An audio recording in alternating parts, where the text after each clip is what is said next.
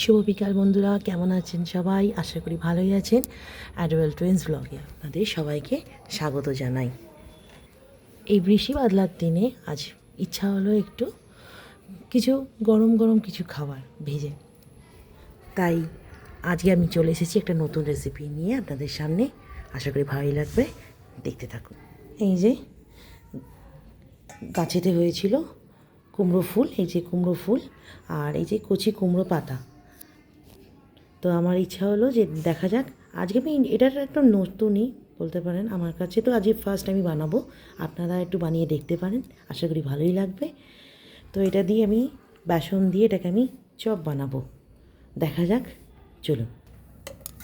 এই যে আমি এবার নেব বেসন।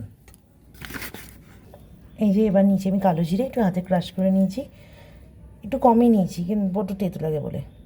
এবার নেব পরিমাণ মতো নুন, প্রথমে অল্পই দিচ্ছি, দেখা যাক। এবার আগে আমি এটাকে শুকনো অবস্থায় আগে মেখে নেব। স্বাদ মতন একটু চিনি দিলাম, একটুখানি জল দেবো শুধু, এর মধ্যে একটু হলুদ দিয়ে দেবো, একটু জিরে গুঁড়োও দেবো, কারণ শাকের জিনিস তো বাচ্চারা খেতে ভালোবাসে না, যদি মশলাদার লাগে ওই জন্য একটু দিলাম। এবার একটু চাট মশলা দিয়ে দেবো।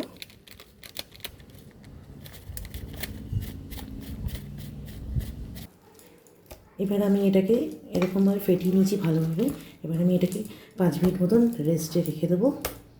এই যে তেল গরম হতে আমি দিয়ে দিয়েছি, তেল গরম হচ্ছে, এবার একটা করে ছাড়তে দেখতে থাকি। এই যে আমি এবার একটু একটু করে দিচ্ছি, এই যে এরকম করে আমি দিয়ে দিয়েছি, এরকম করেই আমি একটা একটা করে দিয়ে ভেজে নেব, দেখতে থাকি। আমি একদম পুরো লো ফ্লেমে রেখে দিয়েছি, কারণ এই যে নালে এগুলো সব পুড়ে যাবে বলে। এবার আমি যেগুলো হয়ে গেছে সেগুলোকে তুলে নেব। এই যে আমার বড়া ভাজা হয়ে গেল, আপনারাও ট্রাই করে দেখবেন, ভালো লাগবে আশা করি।